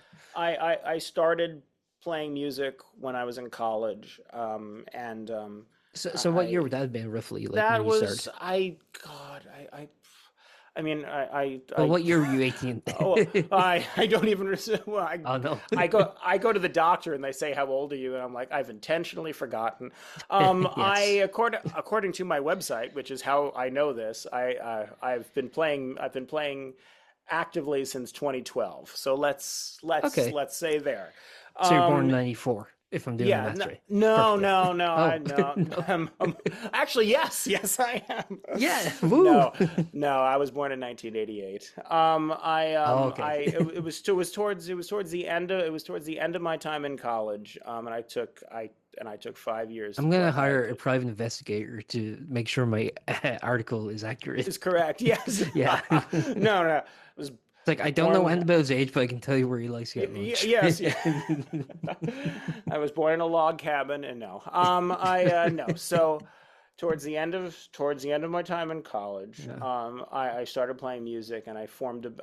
I tried to work with a couple of people in college to form a band. That I kept saying, like, let's come up with a band name, let's do something consistently, and no one wanted to really step up and be consistent with it. So I just said, all right, if no one comes up with a name with me, I'm gonna just slap my name on it, and I'm gonna just go with that. And that's ended up being what happened. Um, and I just out of sheer utter frustration that I started calling it Victor V. Gurbo and Company, and I. It was in 2014, 2013. I was in something called the NPR Battle of the Boroughs at WNYC WQXR, which they had this contest where they had all of the boroughs submit bands, and then every group would compete, and then they would select, the best of each borough. And we were briefly crowned the best band in Brooklyn, which that's a Ooh. feather in my cap. I don't know how we won that because there was a lot of groups that had much larger social media followings. Because the first thing was it was I think 14 bands, and we got the most votes in the room and most votes from the judges. And then there was like a week of voting, and we campaigned really hard. And I think it was a nice testament that like grassroots efforts really can make a difference, and that's sort of been the name of the game for me personally. And then Now take that from from that, music to politics, and that's how we yeah, fix everything. yes. I was, I'll say it now. I'll probably lose some people. I was a big Bernie Sanders supporter, still am. Yes. Yeah. I think grassroots really is the way to go. Yeah. Would it And would it would it would it kill you if I asked you? And you can say no if you no okay, comment if you want. What sure. do you think of Mumdani? I really like him. I really Yeah, do. he seems great from the outside again Yeah, looking in. yeah. I mean, I would have voted for him. I am. I think that it's a step. I think that it's a step in the right direction. Me I too. think that I think that it's a really big deal the way that he won. The way. Grassroots. Yeah, yeah, yeah. And I think it's every day I see on Facebook someone posting some stupid story or Yeah. something just, and Yeah. it's, I mean, it is the horrible double standard of I am not up to date. I'm sure that there's something new, but thus far, here's just I an just want to meet example. someone who's like, I really was a Cuomo man. I just want to meat that person. I actually do know some of those, and they Oh, were really? just the worst people. Yeah, no. Um, I really shouldn't. That's gonna lose all. I'm That's gonna lose. fine. I'm gonna lose all I the can cut all diehard. this out if you want. No, that's I'll quite get all your right. pre-approval. It's just gonna be the only thing. It's just gonna be. It's just That'll gonna be use. that. You're gonna use Yeah. AI to loop it, and it's gonna be just me talking about how much. Yeah. No, actually, you know No. what's funny when I upload the Mhm, podcast to Spotify, mhm. Spotify itself does take a portion. It selects it itself and puts it as a preview. So that might be the preview. I literally have no control over that. So that would be so Just funny. I'm actually looking yeah. forward to seeing what the preview Yeah, of no, this yeah, episode will yeah, be. me too. Genuinely terrified. Yeah. After any time I do one of these things, I just like, look in the mirror. I just go like, was I at What did all I say? coherent? What the fuck did I You're very do? coherent for us, Yeah, worth. I certainly appreciate that. It's only going to be downhill from here. I mean, Um, it is a little non-chronological, but I blame myself for that for the direction. um, The chronology's all I it's the Pulp Fiction of podcast. Well, I also would point out that we are in a post-truth era and time is all make Yeah. believe. Yeah. So, Which we're all believing now. yeah, and I still haven't. 2016 was 10 years ago, folks. That's true. Oh, God help us. Yeah. Well, Yeah. I haven't been able to tell you how old I am, so that's Yeah. That's a start. Yes. So okay, timeline. So I was in this Battle of the Boroughs, and we won the Brooklyn phase, and we got the equivalent of the Audience Choice Award in the final stage of the competition. The Manhattan Band, the Villalobos brothers, they won the Manhattan Band, and they won the grand slot in the final competition. And I highly recommend you check them out. They are killer players. They're a trio of violin players, and they're just I violin. I build guitars. I'm obsessed with instruments. I love fretted instruments. I always think that taking apart an instrument is one of the best ways to learn how to do. It can only make you better at what you do. If you locked me in a room with a violin and said play something good, I just say like just put a bullet in my face. There's no way. Like That would it's make the just devil one of went down to Georgia a lot shorter. yes, exactly. All right, it's just one of those instruments that you really need you need to be trained at, and I'm Yeah. sure there's someone online that's going to be like, I picked it up at 5 and I never needed a Oh teacher. yeah, Yeah, sure, cool. absolutely. Yeah, you're There's always smarter some and better than prick. me. Yeah, that's the it's the moral of the story. Yeah. Um, that but they are so talented. They recently, I think they recorded with it's probably not recent anymore. They, I think, were part of Bruce Springsteen's backing band for a song that they did. But so my band and their band, we did some shows. We played a sold out event at the Mercury Lounge, which is a nice spot here in the city. And then also from the contest, we got a slot at the Brooklyn Academy of Music, which was a really big deal for when it happened. BAM is a great, Even I've heard of is them. a, yeah, So yeah, and yeah. and it's funny is that so I'm named again. We're jumping around now decades and decades. Hmm. I'm named after my grandfather, who I never met. His name was Victor Vocally, and when I did the show at BAM, and then later when I did the show at Carnegie Hall, I was really excited. I'm like, oh, that's a big deal. And not only am I not the first vocally to have played at both places, I'm not the first Victor vocally to have played at either places. So nothing's Oh really? So original. so the Yeah. Brooklyn school's been around that long. Okay. I Yeah, didn't yeah, know. they play. Oh yeah, both of those I things. know Carnegie Hall obviously Yeah, yeah, no, is but decrepit. no, Brooklyn. Yeah, yeah, no. I think I don't. I mean, I'm sure if I was clever, I'd sneakily grab my phone and I'd search when Yeah, it yeah, yeah. was. But it's been around for quite a while. Yeah. And At least more than but 2 years. yes, yes, at least no more than 100 and no less than two. So somewhere in there, and Somewhere that's between 2 years to the beginning of the yes. universe. Yeah, exactly. Um, I am dyslexic and it affects me in math, so I'm just the one that's like, yeah, I don't know. It's between 1 and 1 million. I have no clue. My teacher always said, you're never going to have like, you're not going to be going everywhere with a calculator. And I wish I could just Yeah. hindsight be like, take that. Like, Well, I'm always like there's, fascinated when hear something like that still exists is like from BC times. I'm like, so Jesus could have seen that? That's crazy. That's always fascinating to me. Where I'm like, yeah, really? Like yeah. the Odyssey, for example, is like 500 BC. I'm like, Mm. so Jesus could have read that. It's crazy. That's really interesting. That's something I never, I could just walk into a bookshop and buy it. It's yeah. crazy. That's actually a really cool concept. That like, yeah, Yeah. yeah, cool. Christ could have read that book. Yeah. I Me, like it. It's just like one guy in the history of time is like how yeah. we determine Oh periods. yeah, yeah, yeah, no, Sorry, I went on a yeah, tangent no, there. no, no. That's actually But that's I gotta you were actually make a talking about the note of that. Brooklyn That's school. yeah.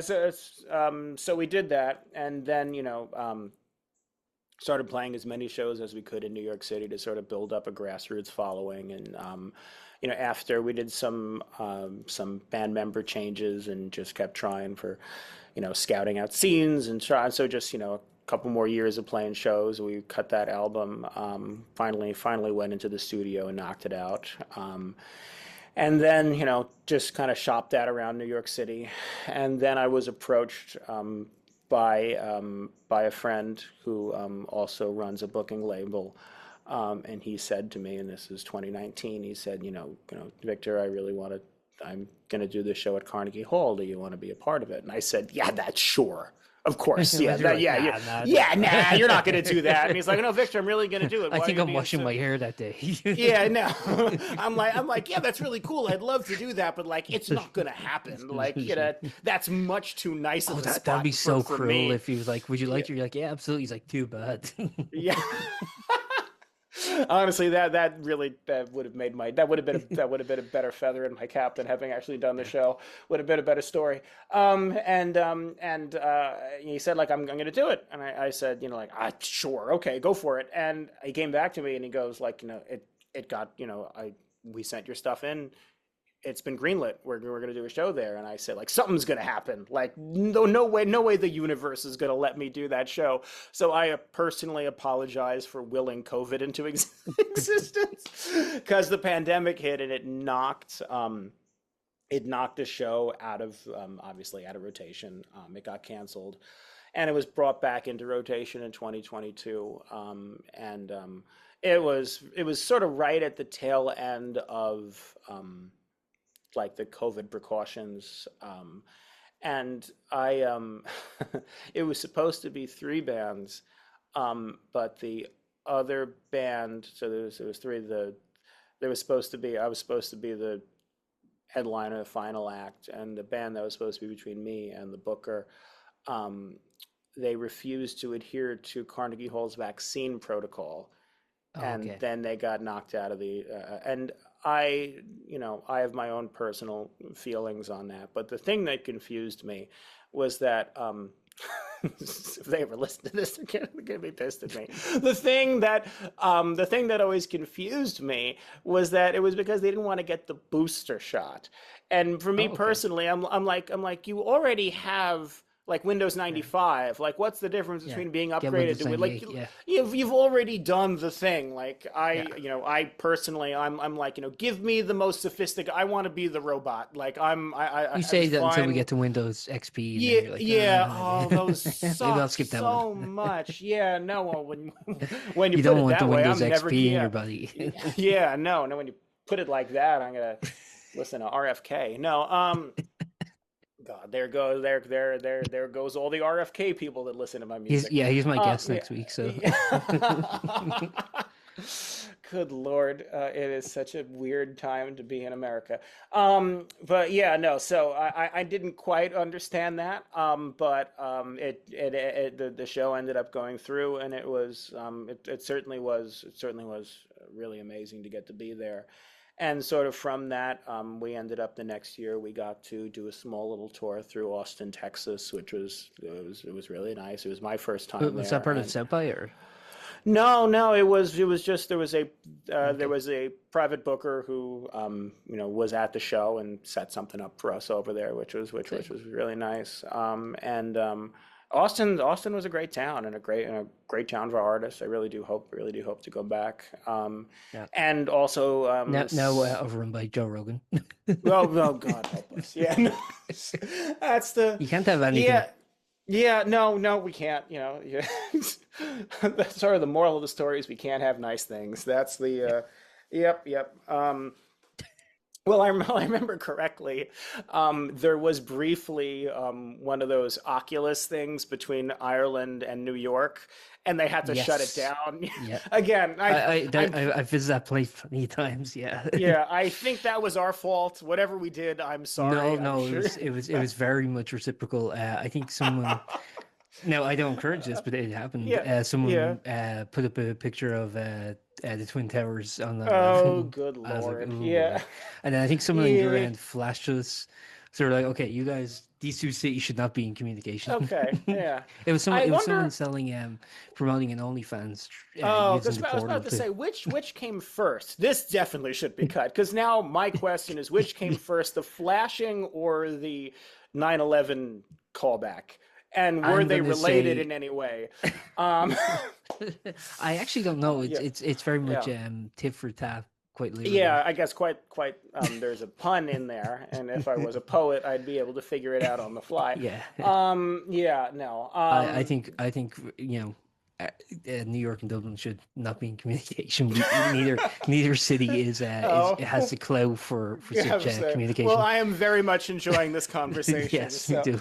what's the again? There's a George Carlin line which is, "I don't like groups of people. The individual he said I'm fond of, but as soon as you have groups, he said that's when you got to stay away from." Which I think is very If you don't fascinating relate and to that astute. quote, I wonder Yeah, about you. yeah, yeah. All right. um, But yeah, so I'm effectively working with two projects right now, sort of pushing two projects. One of them is this full electric band that the live 2025 just came out, and I think it's a great example of sort of what we sound like, and Yeah. it's and since again COVID and everything sort of between COVID and also just the difficulties of being a functioning artist and getting a full band into the studio and monetizing that. It's been nice to have sort of a reappearance onto streaming services as the full band, and plus I have this grouping of home recordings that we'll probably do a volume two sometime soon because there's certainly more than enough.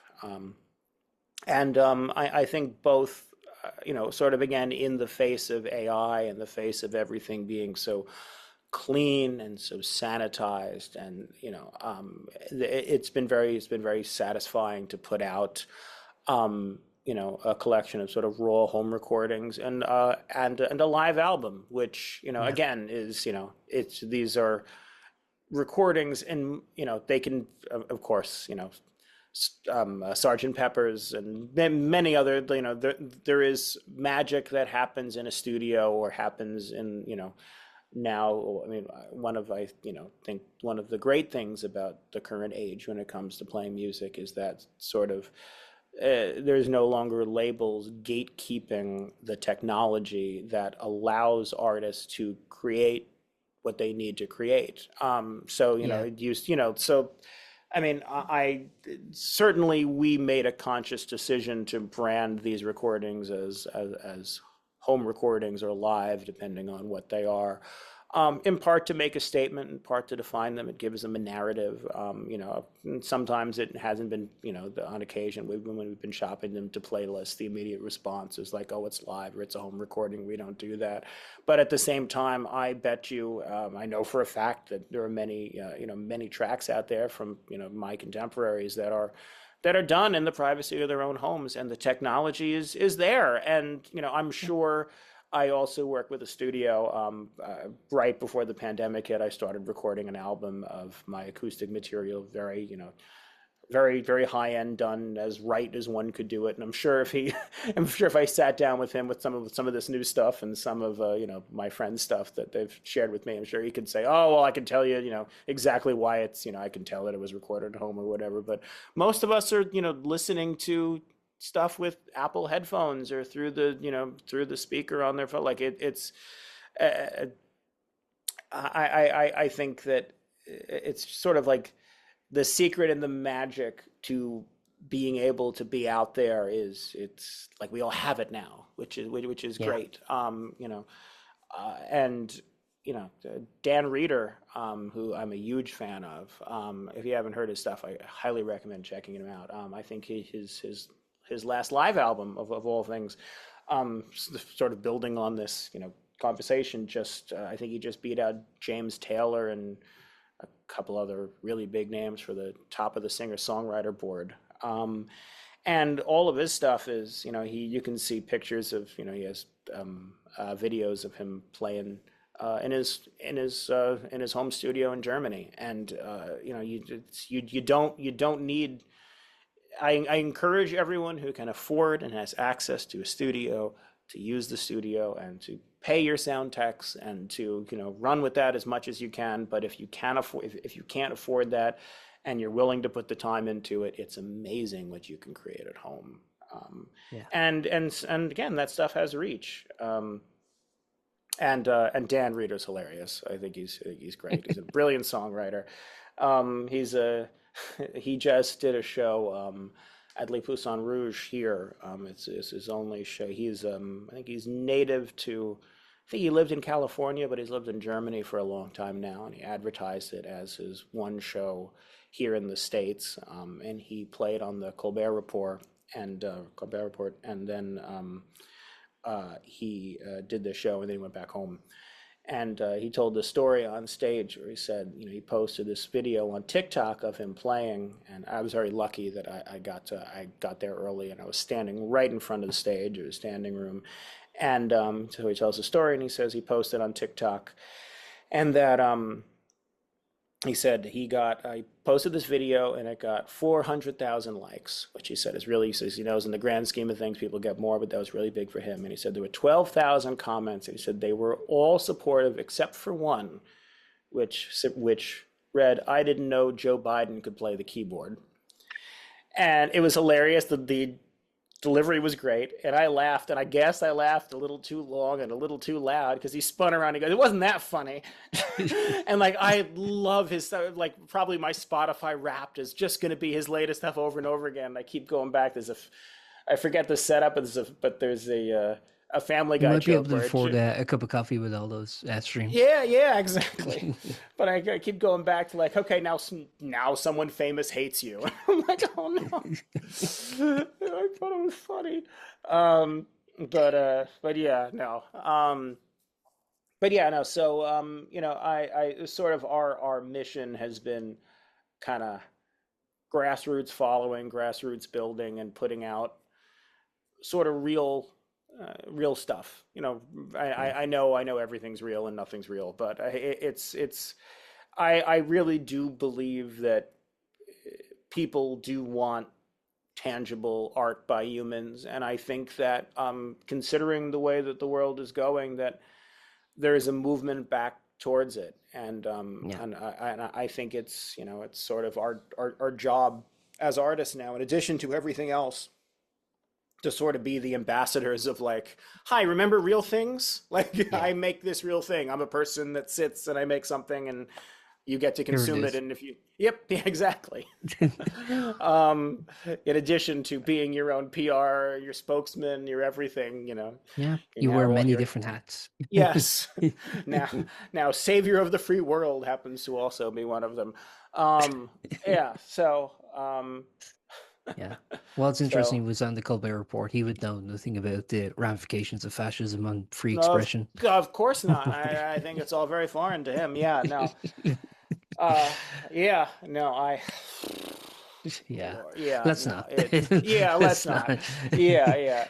Let's just But say that we I are do in want to take you up agreement. on your I do want to take you up on your offer to revisit some time and discuss how it's going then. Next Oh, time you of have a project course. out, reach Absolutely, out to me. We'll absolutely. set something up, Yeah, and yeah, no. I'll pick your brain about the rise of fascism in the Yes. US. Maybe it'll be happening here by then, so maybe I Okay, and can't then be the we same can, ones. We can be oh, simpatico. yeah. Like it happens so quick. Yeah, it unfortunately it is amazing how quick things. I mean, everything changes quickly, slow and quick, but when it does change quick, it, Yeah. it, it really You is always get quick. that analogy of the frog in the in the Yeah, pot where you like, you know, kind of rise quickly. You raise the temperature quickly. yeah, It seemed like the frog yeah, was just in, now he's dead. yeah, yeah. No, that's a really good analogy for really good analogy for what's going on. Perfect, Victor. Good I Lord. just had one Yeah, final question. I'll let you get on of with your course, day. of I just wanted course. to Yeah. ask for the live recording, was there much post production after the fact, or is it pretty much what the soundboard picked up? We Mark Acerta, who did all of the mixing and mastering for the home recordings, he took those over, and for the most part, our goal was to keep it as authentic to the recording as possible, and to sort of keep it, you know, not we discussed the options of, do we want to fix this, do we want to, there was one track that was corrupted, and we managed to save it. um we had Through a lengthy, yeah, no, actually we just contacted Cafe Wha, and we had them resend the files, and that that Yeah. that actually saved us Oh from wow, having the to things use you have to AI. do if you don't have AI. I know, it was amazing. I sent an email. I waited a day. The guy got back to me. He sent me a link. It was an amazing process. Yeah, no, but no, we decided to try to keep it as sort of real to what the experience was, and not throw a lot of effects on it, and sort of keep it just sort of dry and dark and kind of in your face for what it actually is. And yeah, so to answer your question, no, not much was tweaked.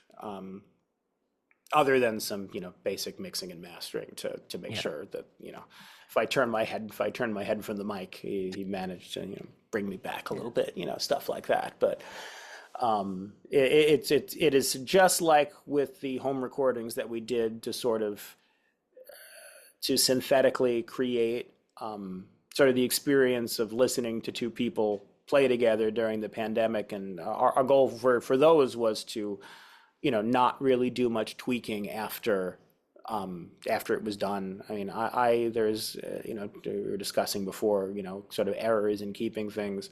Whenever I would record the tracks, I would make a point of, even if I was just doing a harmonica take towards the end of a song or whatever, I would let the mic run the whole time just to get the room noise and everything. So Mark would have everything that he could to work with.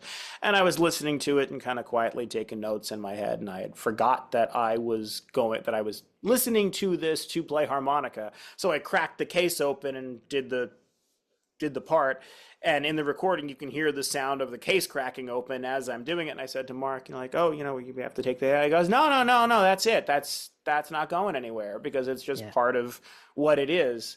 So the same thing with the live recordings. We wanted to make it, again, to be real. For better or for worse, we're going down with the ship. On that note, thank you very much for your time, Yes, Victor. no, I Lovely really talking to you, man. appreciate it. Yeah. Is there anything you'd like to add before we wrap up? Anything I failed to cover, and where people can find you No. and all that? Oh yeah, no. If you like, if you want to hear some, if you want to hear somebody from New York City trying to survive, Yeah. you can find me at victorvgurbo.com. My handle for everything is Victor V Gurbo, VictorVGurbo. And on May 8th, I'm playing at City Lore. It's the same spot where we released the album, the album of home recordings last year. It's a nonprofit art space dedicated to preserving the art legacy in New York City. It's an organization I'd love to be a I'll make part sure to of. plug that in the Yeah, description and everything. Yeah. sure. I mean, I think spaces like that are dedicated to both uplifting and documenting the arts in the city is really important. They have shows all the time. They just had some.